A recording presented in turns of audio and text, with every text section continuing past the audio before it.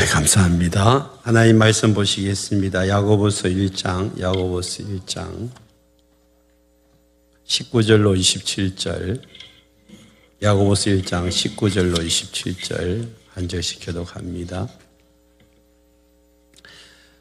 내 사랑하는 형제들아, 너희가 알지니 사람마다 듣기는 속히 하고 말하기는 더디하며 성례의 기도 더디하라. 사람이 성내는 것이 하나님의 의를 이루지 못함이라. 그러므로 모든 더러운 것과 넘치는 악을 내버리고 너희 영혼을 능히 구원할 바 마음에 심어진 말씀을 온유함으로 받으라. 너희는 말씀을 행하는 자가 되고 듣기만 하여 자신을 속이는 자가 되지 말라. 누구든지 말씀을 듣고 행하지 아니하면 그는 그걸로 자기의 생긴 얼굴을 보는 사람과 같아서 제 자신을 보고 가서 그 모습이 어떠했는지를 곧 잊어버리거니와. 자유롭게 하는 온전한 율법을 들여다보고 있는 자는 듣고 잊어버리는 자가 아니요 실천하는 자니 이 사람은 그 행하는 일에 복을 받으리라. 누구든지 스스로 경건하다 생각하며 자기 혀를 제갈 물리지 아니하고 자기 마음을 속이면 이 사람의 경건은 헛것이라. 같이 합니다. 하나님 아버지 앞에서 정결하고 더러움이 없는 경건은 곧 고아와 가부를 그 환난 중에 돌보고 또 자기를 지켜 물들지 아니하는 그것이니라. 아멘. 오늘 이 말씀을 가지고 듣고 실천하는 자가 받는 복, 듣고 실천하는 자가 받는 복에 대해서 함께 말씀을 나누겠습니다. 함께 외쳐볼까요? 기도하면 하나님을 이제 말씀을 듣기 전에 간증부터 먼저 듣고 말씀을 듣겠습니다. 오늘 생명의 삶 간증, 생명의 삶 2기를 수료하는데요. 오늘 한 분 간증을 하도록 하겠습니다. 홍성주 자매님 간증하도록 그렇게 하겠습니다.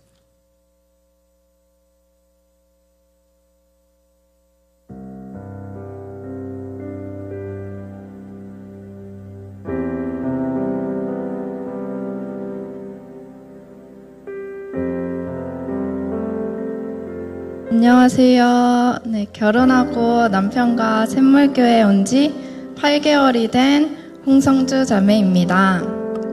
먼저 생명의 삶으로 인도하시고 13주의 가정을 수료하게 하신 하나님께 감사합니다. 하나님께서 은혜를 금방 잊어버리는 저에게 간증문을 쓰며 배운 것을 잊지 말고 살아내라는 마음을 주신 것도 참 감사합니다. 생명의 삶을 시작한 계기는 샘물교회에 잘 정착하고 싶었는데 때마침 김혜진 사모님이 해보자고 하셔서 시작했습니다. 이제 하나님께서 주신 은혜를 나눠보겠습니다. 첫 번째로 하나님은 생명의 삶 과제를 통해 제 일상을 붙들어 주셨습니다. 사실 저는 교만하게도 생명의 삶 과제가 쉬울 거라고 생각했습니다. 일주일에 4장 정도 말씀을 읽고 요약하는 것과 말씀 한 구절 암송이었습니다. 하지만 막상 일상을 살아가며 매주 말씀 요약과 암송을 하는 건 쉽지 않았습니다. 목요일이 어찌나 빨리 오는지 조금만 신경을 안 쓰면 금방 벼락치기를 하게 되었습니다. 하지만 돌아보니 과제를 하는 수고보다 받은 은혜가 훨씬 컸다는 것을 알게 되었습니다. 처음에는 제가 꾸역꾸역 과제를 해낸다고 생각했는데 점점 이 말씀이 일상을 붙들어주고 시시때때로 제 마음을 이끌어주셨음을 보게 되었습니다. 말씀 요약을 하며 분주했던 마음에 질서가 잡히고 두려웠던 마음에 담대함을 주시고 실망하고 포기했던 마음에 소망과 기대를 주셨습니다. 암송 말씀은 지금도 일상에서 문득 떠올라 다시 하나님을 바라볼 수 있게 합니다. 생명의 삶이 끝나도 말씀이 제 일상을 붙들어 주심을 인정하게 됨에 참 감사합니다. 두 번째로 하나님은 생명의 삶 공부와 기도로 변화를 보게 하셨습니다. 생명의 삶을 시작할 때 저는 남편과 가정에서 하나님 나라를 이루고 더 나아가 남편이 저를 영적으로 이끌어줬으면 하는 마음이 컸습니다. 하지만 남편은 직장에서 많은 에너지를 쏟아 집에서는 섬김과 격려가 필요했습니다. 그때는 남편의 상황보다 제 욕심이 커서 혼자 화도 나고 속상하기도 했지만 생명의 삶 공부를 하면서 제 안에 자기중심적인 마음이 가득했음을 알게 되었습니다. 회개하게 되었고 여전히 어렵지만 남편을 더 기다리고 섬기자는 마음의 변화를 주셨습니다. 그리고 기도하는 시간을 통해 하나님께 모든 마음을 맡기고 하나님이 일하시길 구했습니다. 시간이 흐르고 1월 말이 되었을 때 남편이 자신의 삶을 나누며 성경 일독방을 통해 읽게 된 말씀이 힘이 되고 능력됨을 고백하게 되었습니다. 그날 저희는 마음을 돌이키게 하시고 기도에 응답해 주심에 눈물로 감사를 고백했고 함께 말씀의 능력을 기대하게 되었습니다. 마지막으로 하나님은 수료 후 배운 것이 지식으로 끝나지 않게 실전 기회를 주셨습니다. 생명의 삶 마지막 날 샘물교회 동역자분들과 함께 은혜를 나눌 수 있어서 참 감사했습니다. 그리고 이제 끝났다는 후련함도 굉장히 컸습니다. 마음 한켠 목요일에 대한 부담이 사라졌기 때문입니다. 그런데 바로 그 다음 주 수요일 학교에서 올해 한 반이 된 1학년 담임과 어려운 업무를 제가 맡게 될 상황을 알고 그 과정이 부당하다고 느껴져서 많이 힘들었습니다. 그리고 그 다음날 목요일 결국 저는 혼자 1학년 담임이 되었습니다. 교직 생활 2년 중 담임 경력은 첫 해 만난 6학년 1년뿐인데 내가 할 수 있을까라는 두려움과 염려가 찾아왔습니다. 그러다 생명의 삶 공부 중 가장 인상 깊었던 말씀을 붙들게 되었습니다. 너희 안에서 행하시는 이는 하나님이시니 자기의 기쁘신 뜻을 위하여 너희에게 소원을 두고 행하게 하시나니. 빌립보서 2장 13절 말씀. 아멘. 저의 좁은 마음과 작은 능력으로는 이 상황을 넉넉히 받아들이고 아이들을 사랑과 기쁨으로 감당할 수가 없습니다. 하지만 성령 하나님께서 제 안에 하나님의 소원을 두시고 그 일을 행할 능력까지 주실 테니 저도 저를 통해 예수님의 사랑이 드러날 것을 기대하게 됩니다. 처음에는 나에게 왜 이런 일이 일어났는지 억울함도 들었지만 분명 하나님이 인도하셨을 것을 믿고 싶습니다. 제가 두려워서 숨지도 말고 하나님을 앞서가지도 말고 딱 하나님이 하라고 한 만큼만 하고 싶습니다. 그리고 그 은혜를 언젠가 또 나누게 하실 것에 미리 감사합니다. 솔직히 생명의 삶 공부하면서 많이 졸았습니다. 목사님께 죄송합니다. 하지만 그렇게 졸더라도 그 자리에 있기만 했던 저에게 풍성한 복을 주신 하나님께 감사할 뿐입니다. 여러분에게 제 삶의 크고 작은 이야기를 나눌 수 있게 된 걸 보니 생명의 삶을 하게 된 처음 바람대로 샘물교회에 잘 정착하게 된 것 같습니다. 생각나실 때 기도해 주시면 감사하겠습니다. 샘물교회 성도분들이 모두 하나님과의 사랑의 관계를 풍성히 누리시길 바랍니다. 들어주셔서 감사합니다.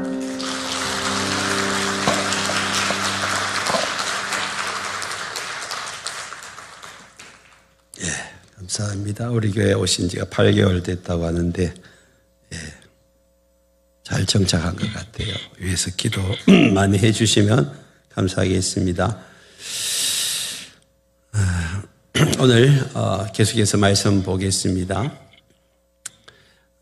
오늘 이 말씀을 가지고 듣고 실천하는 자가 받는 복이 어떤 복인지 오늘 이 야고보서 1장을 계속 살펴보겠습니다.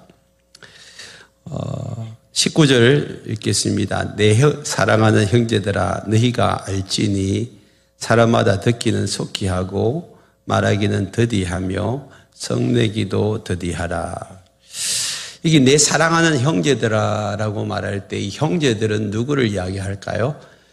야고보는 예수님의 친동생입니다. 예수님이 태어나고 난 다음에 이제 요셉과 마리아가 이제 온전한 부부가 되어서 두 사람 사이에 자녀들이 태어나기 시작했는데 그 중에 한 사람이 야고보입니다. 이 야고보가 내 사랑하는 형제들아라고 이제 지금 성경에서 이야기하는데 이 형제들은 육신의 친형제일까요? 아니면 믿음의 형제일까요? 네, 믿음의 형제들입니다. 사실은 예수님도 혈육들이 찾아왔을 때에 누가 내 혈육이냐라고 말씀하시면서 진짜 형제들은 예수 안에 있는 하나님을 믿는 사람들이 진짜 혈육들이다. 진짜 가족이다라고 그렇게 말씀을 하셨어요.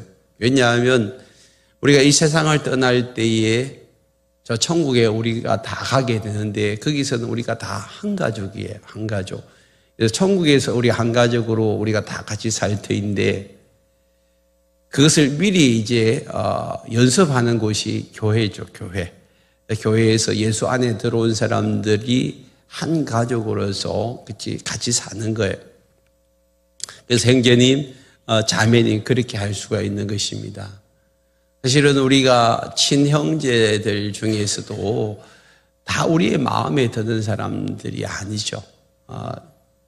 우리의 형제들 같이 자란 그런 형제들도 때로는 우리의 마음이 힘든 사람들도 있어요. 그런데 예수 안에서 우리가 이제 교회에 나와 보니까 여러 가지 형제, 여러 사람들이 다 모였어요. 이런 사람, 저런 사람. 그런 사람들이 함께 모여서 한 가족이 된다는 게 쉬운 일이 아닙니다. 그렇지만 우리가 이 형제로서 한 가족으로서 살아가는 이것이 앞으로 천국에 가서 살 여행 연습이라면 누구나 다 품을 수 있는 연습을 하셔야 돼요. 그러면서 우리가 깎여지고 다듬어지고 새로워지는 거예요. 우리는 설 연휴를 지나면서 설 연휴가 왜 좋은지를 한번 생각해 보셔야 합니다. 여러분 설 연휴가 왜 좋았죠?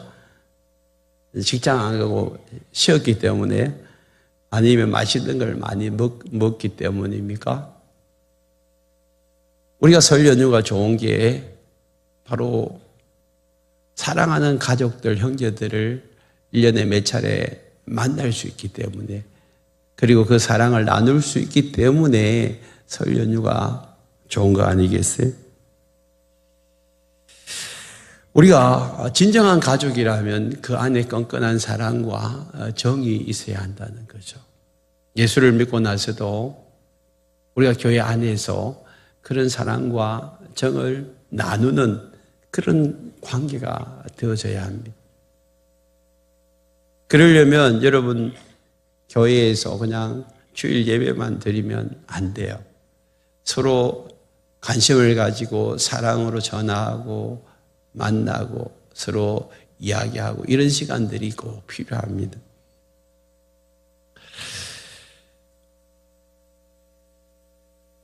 야고보는 지금 사랑하는 내 형제들아 그렇게 이야기하면서 그냥 말로만 하는 것이 아니라 진짜 그 정을 함께 나누고 그 정을 지금 사랑으로 표현하고 있잖아요. 그들에게 지금 권면하는 내용이 오늘 19절인데 뭘 권면하고 있습니까? 너희가 알지니 사람마다 듣기는 속히 하고 말하기는 더디하며 성내기도 더디하라 그랬어요. 여기 듣기는 속히 하라 할 때 뭘 듣는 걸 이야기할까요? 듣기는 속히 뭘 빨리 들으라는 거예요. 지금 여기 본문 19절 앞에 18절에 보면 우리는 하나님의 뜻으로 이 땅 가운데서 진리의 말씀, 저 뜻을 따라 진리의 말씀으로 하나님 우리를 낳으셨대요. 진리의 말씀으로 우리를 낳으셨다. 거기에 18절에 말씀이, 진리의 말씀이 나오고 있고, 그 다음에 21절에 보면 네 마음에 심어진 말씀을 온유함으로 받으라. 그런 말씀이에요. 마음에 말씀을 심었다고 해요. 그리고 22절에 보면 말씀을 행하는 자가 되랬어요. 그리고 조금 더 구체적으로 듣기만 하여 자신을 속이는 자가 되지 말라. 그게 또 말씀이 나와요. 그리고 25절에서도 자유롭게 하는 율법의 말씀이에요. 말씀. 그 말씀을 들여다보고 있는 자는 듣고 잊어버리는 자가 아니고 그 말씀을 실천하는 자다. 이 사람이 복을 받는다. 그럴 때도 말씀이다. 그럼 18절, 그 다음에 21절, 22절, 23절, 또 5절 계속해서 말씀이 나와요. 그러면 여기서 19절에서도 말씀이라는 단어는 나오지 않지만 너희는 뭘 속히 들으라고요? 말씀을 들으라는 거예요. 말씀. 여러분, 우리가 하나님의 말씀을 듣는 것이 너무 중요합니다. 근데 여기 듣는다라는 말이 두 가지 의미로 표현되었습니다. 첫 번째는 그냥 히어링하는 거예요. 듣는 거예요. 듣는 그 정도. 지금 여러분들이 제가 이야기하는 이 말을 지금 듣고 있잖아요. 이게 듣는다는 말이에요. 근데 또 한 가지는 여러분 자녀들에게 이렇게 이야기합니다. 야, 누구야, 내 말 좀 들으라. 그랬어요. 그때는 뭘 이야기할까요? 엄마, 내가 엄마 말 듣고 있잖아요. 그러면 화가 나가지고 한 대 치박잖아요. 야, 누구야, 내 말 좀 들으라 할 때 그 말은 무슨 이야기죠? 좀 순종해라. 엄마가 이렇게 이야기했으면 너 그렇게 해야지. 왜 네가 안 하냐? 그런 의미잖아요. 그때 여러분 경청하라는 거예요. 듣고 순종하라는 의미. 그러면 여기서 말하는 것이 듣기는 속히 하고 그럴 때에 무슨 의미일까요? 하나님의 말씀을 빨리 듣고 그 말씀을 네 삶에 적용시키라는 거예요. 그렇게 하지 않으면 여기 말하기는 더디하고 성내기도 더디하라 이 말이 이게 연결이 안 되죠. 여러분 우리가 화가 나면요 입에서 말이 팍 튀어나와요. 그죠? 운전하시는 분들이 운전하다가 보면 갑자기 끼어들기를 하든지 막 이렇게 화가 날 때가 있잖아요. 그러면 입에서 욕이 막 나와요. 나도 모르게. 이게 여러분 부부싸움 할 때도 화가 나면 입 꾹 다물고 있나요? 무슨 말을 하나요? 말 안 하는가 하면 뭐든지 막 속에서 올라와가지고 열불이 올라오면 막 말을 하잖아요. 그러니까 화가 나고 말을 하는 것이 이게 우리가 지금 본능이에요, 본능. 싸움에서 막 우락부락하면서 뭐 이렇게 말 안 하는 게 어디 있어요? 말하죠. 근데 속히 말을 들으라는 것은요, 하나님의 말씀이 네 안에 들어가서 화가 날 때도 이렇게 막 말을 내뱉으려고 할 때도 그 하나님의 말씀이 너의 그 생각과 감정을 지배하도록 하라는 거예요. 컨트롤하도록 그렇게 하라는 거예요. 사실 우리의 본능은 그렇게 잘 안 돼요.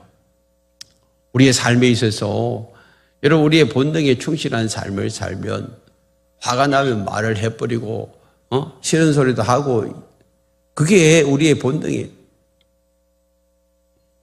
그런데 20절에 보면 사람이 썩내는 것이 하나님의 의를 이루지 못한다 그랬어요.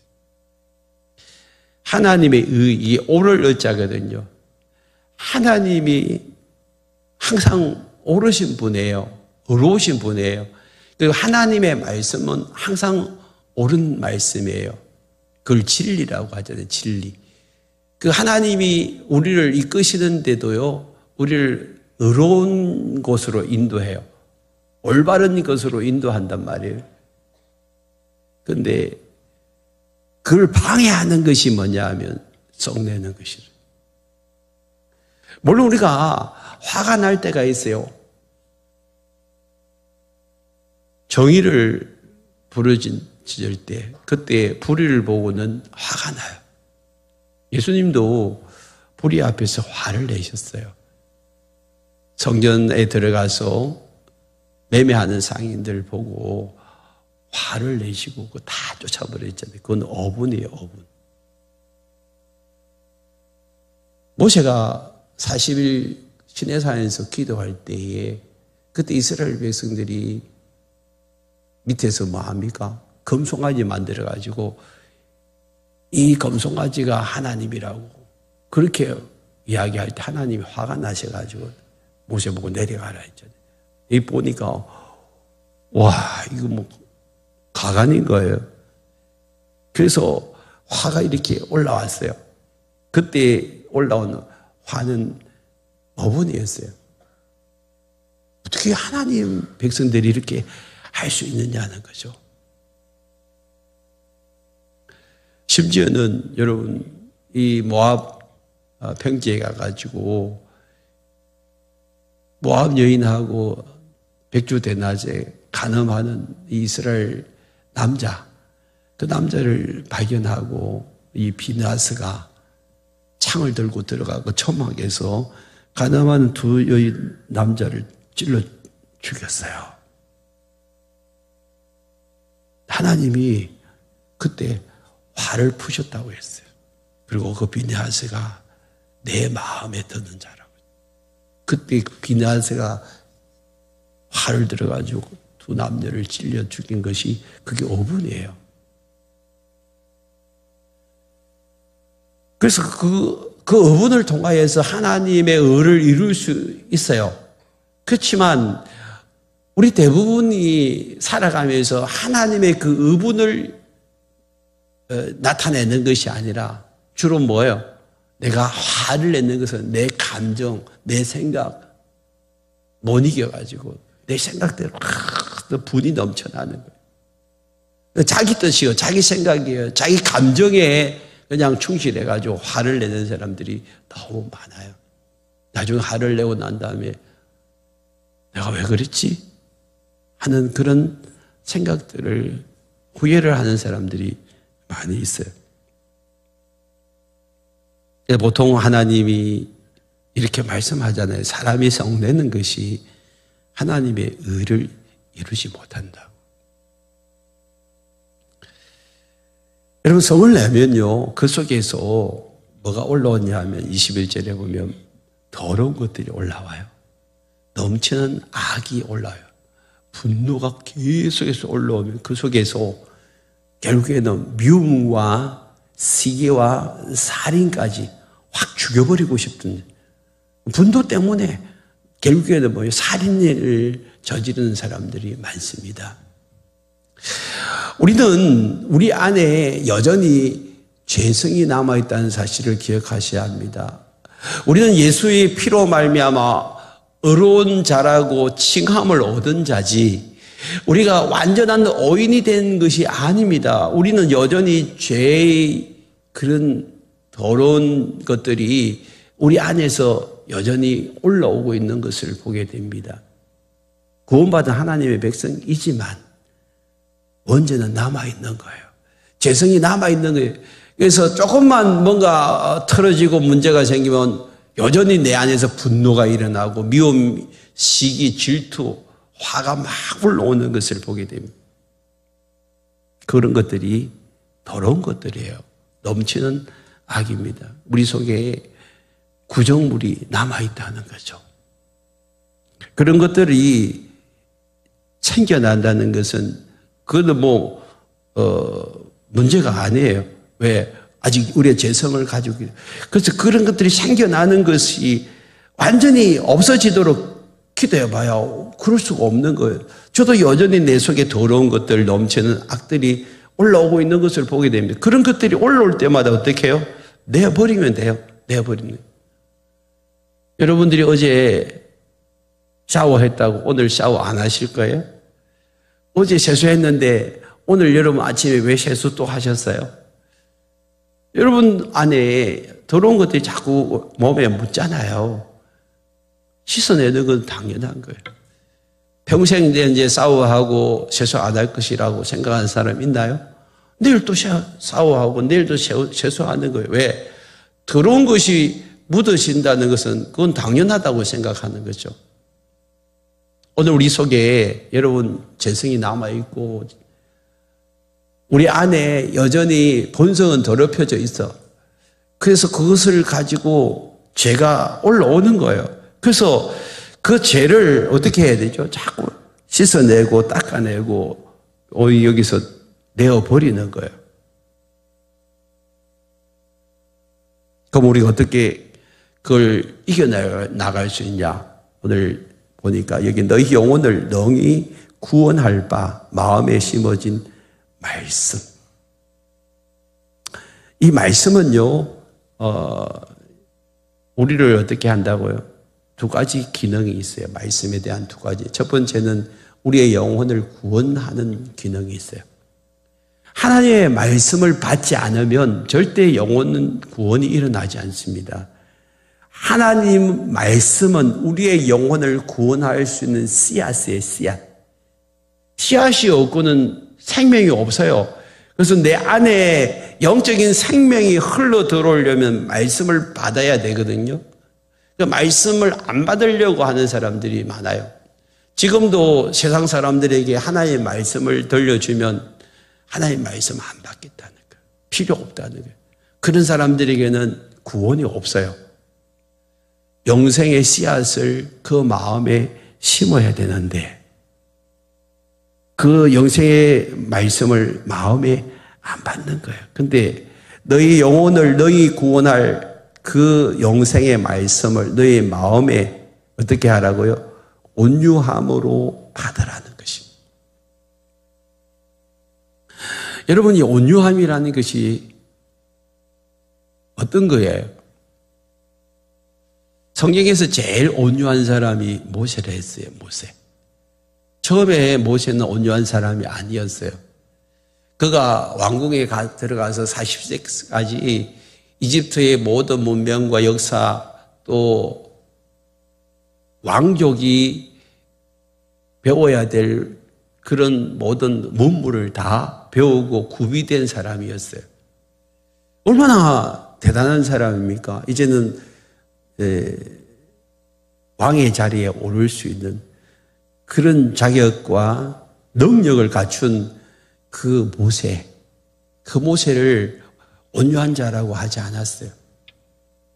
혈기 왕성해가지고 결국엔 사람 죽이고 광야로 쫓겨난 다음에 40년 동안 그냥 아무 할 일 없는 것처럼 낮에는 양을 몰고 나갔다가 하늘 쳐다보고 그 다음에 해가 지면 데려와서 또 우리에 가두고 그런 일을 40년에 40년. 나이가 80이 되고 난 다음에 그제서야 하나님이 모세를 향하여서 이 세상에서 가장 온유한 자라고 그렇게 이야기했어요. 그때 그 온유는 뭘까요? 자기의 힘과 자기의 능력 의지하지 아니하고 하나님 의지하고 하나님 바라보는 사람. 그 사람이 온유한 사람이라고 했어요. 자기는 아무것도 할 수 없음을 인정하고 오직 하나님이 모든 것을 하실 수 있다라고 생각한 사람. 그리고 난 다음에 이스라엘 백성들을 이집트에서 이끌어내는 인도자로 세우잖아요. 40년 동안 광야 생활을 하면서 정말 힘들고 어려운 일들이 너무 많았잖아요. 이 200만의 사람들을 이집트에서 가나안 땅까지 끌고 가는데 물도 부족하고 양식도 부족하고 여러 적들의 위험도 많고 일상에서의 그런 염려와 걱정거리가 얼마나 많았는데 그럼에도 불구하고 그는 항상 하나님 앞에 엎드리고 하나님 바라보고 그러면서 40년을 이스라엘 백성들을 인도한 사람이었어요. 그런 사람이 온유한 사람이에요. 그러니까 오늘 이 말씀에서 하나님의 마음에, 하나님 말씀을 그 마음에 어떻게 해요? 온유함으로 받아라는 것은 절대적으로 하나님을 신뢰하고 하나님을 의지하고 하나님 바라보고 그 말씀대로 순종하고 따라가려는 그런 마음으로 하나님의 말씀을 받으라는 것이죠. 우리 안에서 이 더러운 것과 넘치는 이 악은 나에 의해서 올라오는 것입니다. 내 중심적인 생각, 나의 감정, 이런 것들이 나와 하여금 자꾸만 더러운 곳으로 이렇게 우리를 이끌고 가는 것이죠. 그에 반면에 하나님의 말씀은 계속해서 하나님의 의를 이루는 쪽으로 우리를 이끌고 가는 것입니다. 그런데 사람들은 거꾸로 생각해요. 하나님의 말씀은 자꾸 우리를 억압하고 묶어버린다고 말씀을 해요. 그래서 25절을 보십시오. 25절에 보면 자유롭게 하는 온전한 율법을 들여다보고 있는 자, 그렇게 해요. 성경은 기록하고 있는데 이 율법이 말씀인데 하나님의 말씀은 온전해요. 온전한 율법, 온전한 말씀인데 이 말씀 앞에다가 뭐라고 쓰고 있어요? 자유롭게 하는 온전한 율법이라 했죠. 자유롭게 하는 율법. 그런데 사람들은 하나님의 말씀은 자꾸만 우리를 구속하고 억압하고 우리의 자유를 빼앗아간다고 생각해요. 하나님의 말씀대로 어떻게 다 살아? 하나님의 말씀대로 살다 보면 내 자유는 없어지는 거 아니야? 라고 생각해 버립니다. 그때의 자유는 뭘 이야기할까요? 내 본능에 충실한 자유예요. 내가 하고 싶은 대로 다 하는 거예요. 그걸 자유라고 생각해요. 그리고 세상 사람들 그걸 자꾸 가르치고 있습니다. 네 마음대로 해야지. 네가 하고 싶은 대로 해야지. 어떻게 주일이라고 매 주일마다 그렇게 교회 가서 예배 드려야 돼? 네 하고 싶은 대로 놀러 다니고 네 하고 싶은 거 다 하면 되는데 성경에 보면 이거 하지 말라, 저거 하지 말라 얼마나 많아요. 그 처음 예수 믿는 사람들이 그걸 이러다 보면 이거 어떻게 다 해? 그는 목사님이나 하는 거지. 우리 같은 사람은 어떻게 이렇게 살아? 라고 생각하는 사람들이 있어요. 여러분 어떻게 생각하세요? 성경이 여러분들을 구속한다고 생각하고 있지는 않습니까? 여러분 자유를 다 뺏어간다라고 생각하고 있지는 않습니까? 이거 달아, 저거 달아, 저거 하지 말라, 이거 하지 말라. 그런 이야기가 너무 여러분들에게는 구속당하는 느낌으로 다가오고 있지는 않습니까? 그러니까 이 성경은 하나님의 말씀은 나를 자유롭게 하는 것이 아니라 이 하나님의 말씀은 나를 억압하고 묶어버리고 나의 자유를 빼앗아간다라고 생각하니까 그 말씀대로 따라가기가 쉽지 않은 거예요. 근데 여러분 어떠세요? 오늘 저와 여러분들 가만히 보십시오. 내 안에 여러분 원래 예수를 믿기 전에 말씀이 들어오기 전에 나는 정말 본능에 충실한 자유를 누리고 살고 있습니까? 그렇게 살았습니까? 정말 하나님의 말씀이 나를 지배하지 않을 때에 여러분들은 정말 해방감을 누리고 살았습니까?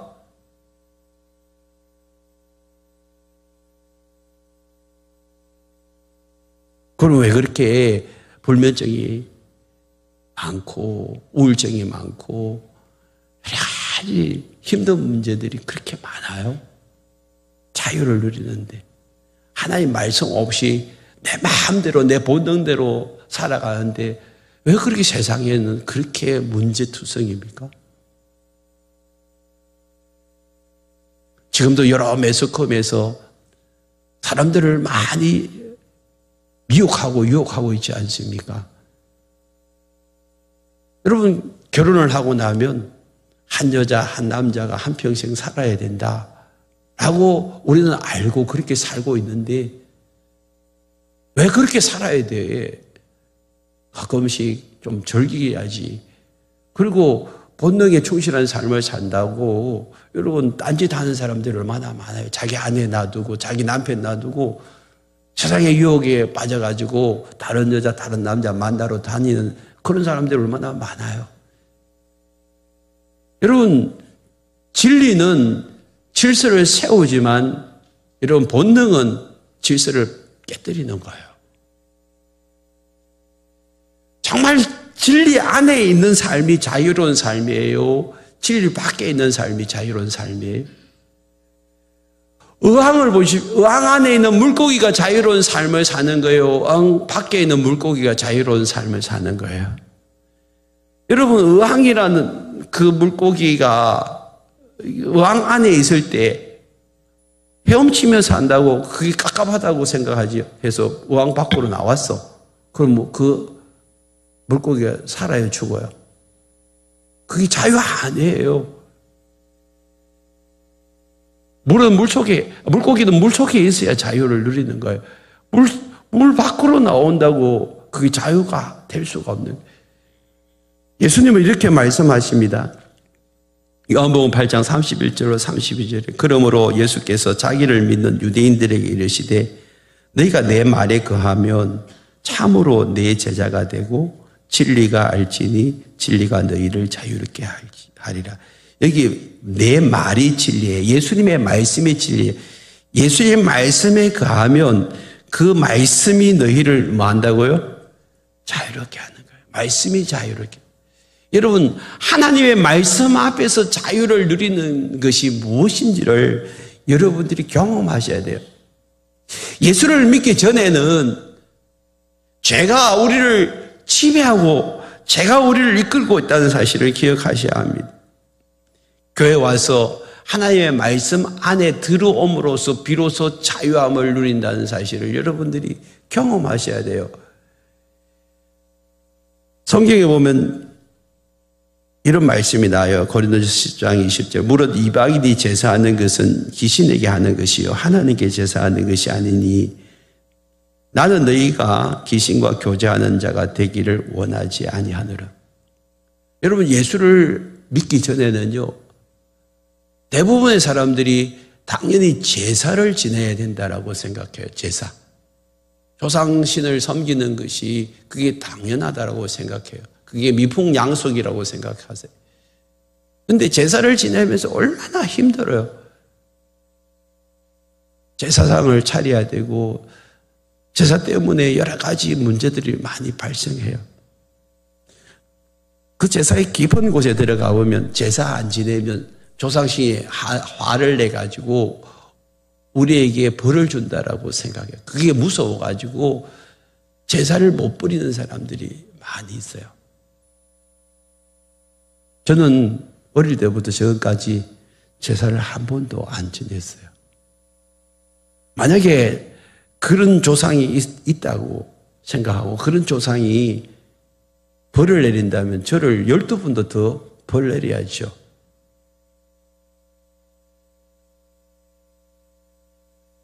귀신에게 묶여 있는 거예요. 귀신에게. 예수를 믿기 전에 여러분 악한 영, 더러운 영에 묶여 있는 사람들이 얼마나 많아요. 그래서 집집마다 여러분 집안에 망하게 하는 그 술, 그 다음에 담배, 마약, 엄란 이런 것이 다 악한 영에게 묶여 있는 것들이거든요. 근데 예수 안에 들어와 가지고 거기서 비로소 해방되어지는 거예요. 그 안에서 진짜 자유가 뭔지를 알게 되는 거예요. 예수 믿기 전에 여러분 무당에게 묶여 있는 사람들이 얼마나 많이 있어요. 구슬하고 점을 치러 가고 무당의 말에 묶여 가지고. 근데 예수 안에서 그거 다 해방되잖아요. 여러분 예수 밖에 있는 사람들이 여러분 실제적으로 더 많이 묶여있고 눌려있고 자유를 누리지 못하는 그런 일들이 너무 많이 있어요.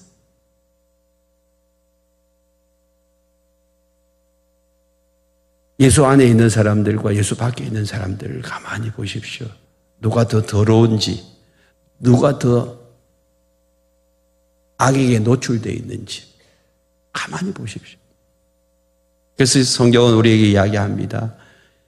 예수 안에 들어옴으로 말미암아 이 더러운 것과 넘치는 악을 내어버리고 너희 영혼을 영이 구원할 그 하나님의 말씀, 그 말씀을 계속해서 온유함으로 받으라고 말씀하고 있죠. 22절에 보니까 너희는 말씀을 행하는 자가 되고 듣기만 하여 자신을 속이는 자가 되지 말라 그랬어요. 이 속이는 자는 어떤 자입니까? 없는 것을 있는 척 하는 것이 속이는 거잖아요. 돈 없으면서 돈 있는 채 자기는 어떤 대학을 졸업하지도 않았고 대학을 졸업한 것으로 속여가지고 여자를 꼬셔서 신세 망치는 그런 일들이 신문에 종종 일어나고 있지 않습니까? 속이는 거예요, 속이는 거. 그게 없으면서 있는 채 하는 거. 오늘 우리의 삶에 있어서 여러분, 우리도 이런 것을 할 수 있다는 거예요. 자신을 속이는 자가 되지 말라는 거예요. 자신을 속이는 자가 어떤 자냐 하면 너희는 말씀을 행하는 자가 되고 듣기만 하여 그랬어요. 여기 듣는다는 것은 그냥 귀로만 듣는 거예요. 그래서 우리가 주일날 와서 예배 드리면서 설교 듣는 것으로 자기를 속이는 경우들이 많습니다. 저는 별로 설교를 잘 못하지만 큰 교회에서 설교 잘 하시는 목사님들 그 설교를 듣고 나서 마치 자기가 이제 그렇게 사는 사람처럼 자기를 속여버리는, 주일날 와가지고 감동을 받잖아요. 그리고 감정이입이 되고 나면 마치 자기가 그렇게 된 사람으로 착각해버리는 거예요. 주일날 예배 끝나고 난 다음에 세상에서 살 때는 또 똑같이 살아요. 그리고 주일날 와가지고 말씀 듣고 난 다음에 은혜 받았다. 그리고 신앙생활 다 한 것으로 착각합니다. 여러분, 은혜 받는 것은요, 그냥 말씀 듣고 감동받는 것 정도로 은혜 받았다라고 생각해요. 그게 아니에요. 진짜 은혜는요, 하나님의 말씀을 듣고 그 말씀대로 살아내는 삶을 사는 것, 그것이 은혜 받는 거예요. 그 삶에서 그 말씀이 그대로 적용되어지는 그것이 은혜 받는 거지, 그냥 감동을 받고 눈물을 흘렸다고 그걸 은혜 받았다라고 생각하는, 그거는 오늘 여기서 자기를 뭐 하는 자라면 속이는 자래요. 속이는 자. 그 말씀대로 내가 살아내야 되는 거예요. 살아내야 돼요. 그래서 이제는 내가 화가 날 때도 화를 덜 내야 되는 거예요. 자녀들을 향하여서, 남편을 향하여서, 아내를 향하여서 독한 말들이 막 쏟아지는 그런 말들을 이제는 어떻게 해요? 하지 말아야 되는 거죠.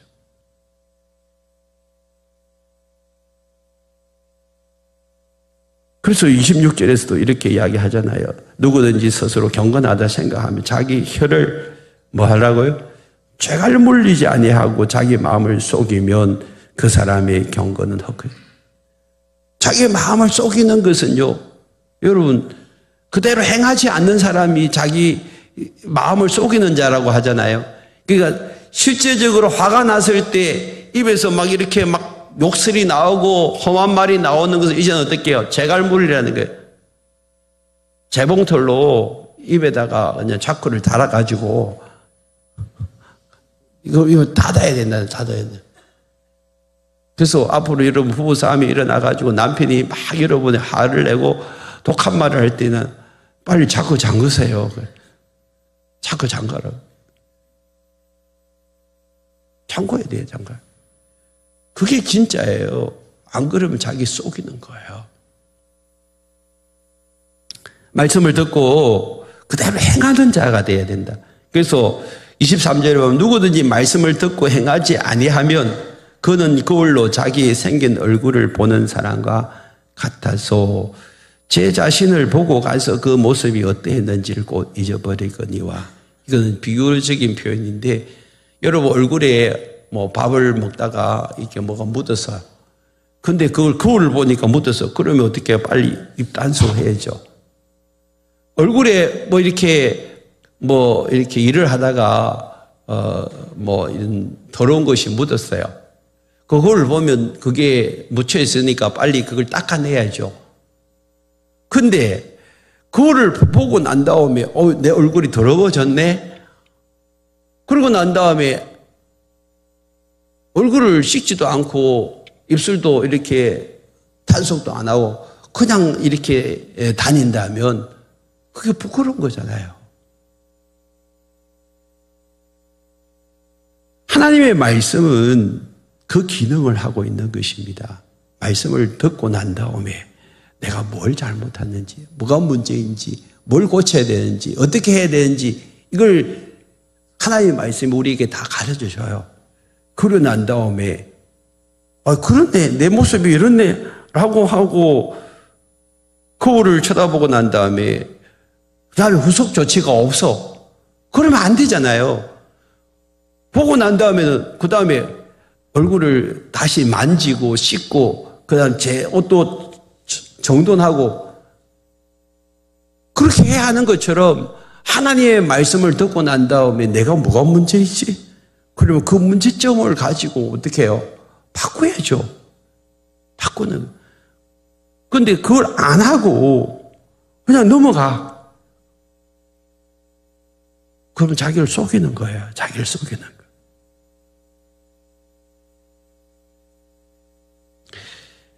다시 25절을 보시겠습니다. 자유롭게 하는 온전한 율법, 이게 말씀이에요. 말씀은 우리를 자유롭게 해요.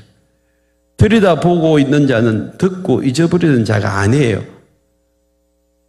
뭐 하는 거예요? 실천하는 자라요. 실천.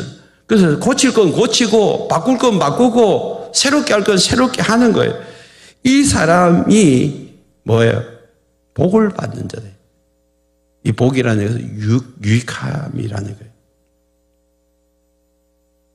우리가 이 땅을 살아가면서 하나님이 우리에게 말씀하실 때가 많아요. 특별히 힘든 사람을 향하여서 용서하라. 힘든 사람을 향해서 사랑하라. 그 말을 들었을 때 못해요. 안 해요. 라고 생각되어집니다. 그 용서를 안 해요. 그러면 내가 용서하지 않은 것 때문에 내 마음이 너무 힘들고 그 사람 때문에 고통스럽고 그 사람만 생각하면 너무 힘들어요. 그때 나에게 고통을 주고 아픔을 주고 용서하지 못한 도로 나에게 문제점을 준 그 사람은 전혀 거리낌 없이 살아간단 말이에요. 밤에 잠도 잘 자고.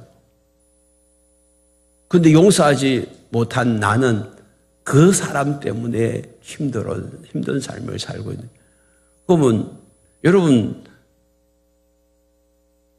어떻게 해요? 주님이 우리에게 말씀하신 그 용서하고 좀 자유로운 삶을 살아라. 자유로운 삶을 살아라. 그 사람이 유익이 있는 사람이에요. 용서하지 못하는 사람들 용서할 수 있는 사람. 내가 할 수 없지만 하나님의 말씀에 의지하고 나아가면 하나님께서 용서할 수 있는 힘도 주십니다. 내가 말을 할 때에도 이제는 조금 더 성숙한 말을 하고 성내기도 좀 더디하고 이렇게 할 수 있는 힘은요 나에게 있는 게 아니에요. 하나님의 말씀이 나를 지배할 때에 그것이 가능한 거예요.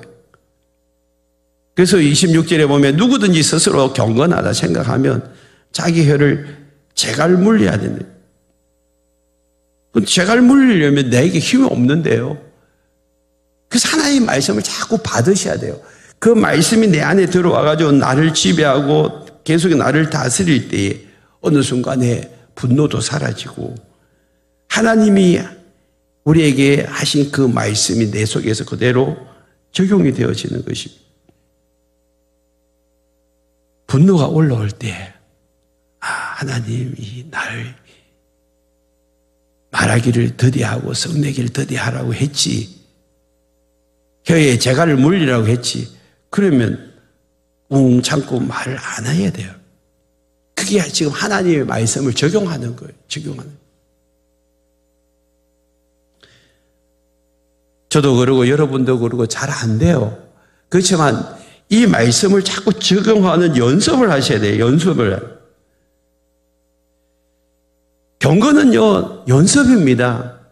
운동도 연습을 해야 잘하는 것처럼 경건 생활도요, 자꾸 연습해야 됩니다. 한 번, 두 번 하고 난 다음에 나는 안 돼 하고 포기하지 말고 반복해서 습관이 될 때까지 계속해서 연습하고 훈련하고 연습하고 훈련하면 어느 순간에 그것으로부터 자유함을 누리게 되는 것입니다. 이제 우리 교회에 이제 신앙생활을 한 지 이제 1년도 안 되시는 분들이 많이 계세요. 주일마다 다른데 안 가고 이 자리에 온다는 것이 사실 쉬운 일이 아니에요. 그렇지만 계속 연습해 보세요. 계속 연습해 보면 주일날 교회 오는 것이 그냥 자유로워져요. 아멘. 그때까지 연습이 돼야 돼요. 연습이. 저는 주일날 교회 안 오는 것이 부자연스러운 거예요. 교회 오는 것이 자연스러운 거예요. 뿐만 아닙니다. 여기 27절에 보면 하나님 앞에서 정결하고 더러움이 없는 경건은 꼭 고아와 가부를 그 환난 중에 돌보고 또 자기를 지켜 세속에 물들지 아니하는 것입니다. 진짜 경건한 사람, 하나님 말씀대로 순종하고 사는 사람들은요, 남에 대한 관심이 있어야 돼요. 특별히 불우한 사람에 대해서 관심을 많이 가져야 된다. 저도 그러고 여러분도 아직도 이 부분이 많이 부족한데, 여러분, 우리가 진짜 경건은요, 여기 세속에 물들지 아니하는 것, 이것도 경건이에요. 근데 이거는 나에 대한 관심이잖아요. 근데 나에 대한 관심뿐만 아니라 다른 사람들에 대해서 관심을 가지셔야 돼요. 남에 대해서 관심을 가지고 사랑하고 그들을 위해주고 섬겨주는 이것이요, 진짜 경건입니다. 경건. 그래서 경건 생활은 그냥 기도원에 들어가가지고 기도만 하고 말씀 읽는 것이 아니고 다른 사람들을 향해서 섬기고 사랑하고 그들을 배려해주고 그들을 온전히 세워주는 그 일도 경건 생활입니다. 앞으로 우리가 이것을 자꾸만 연습하셔야 돼요. 다른 사람들을 향해서 용서하는 것도 자꾸 연습하십시오. 그리고 남편에게 순종하고 또 다른 사람들을 섬기는 것도 자꾸 연습하십시오. 오늘 말씀을 듣고 난 다음에 이 말씀을 한 가지라도 좀 순종하고 연습하십시오. 그게 경건의 연습입니다. 하나님 앞에서 우리는 이 순종하는 훈련이 쉽지는 않지만 우리를 자유케 한다면 계속해서 반복해서 연습하시고 이것이 내 습관으로 자리 잡을 때까지 훈련하셔서 우리 모두가 예수 안에서 진정한 자유를 누리는 자가 될 수 있기를 바랍니다. 함께 찬양하십시다.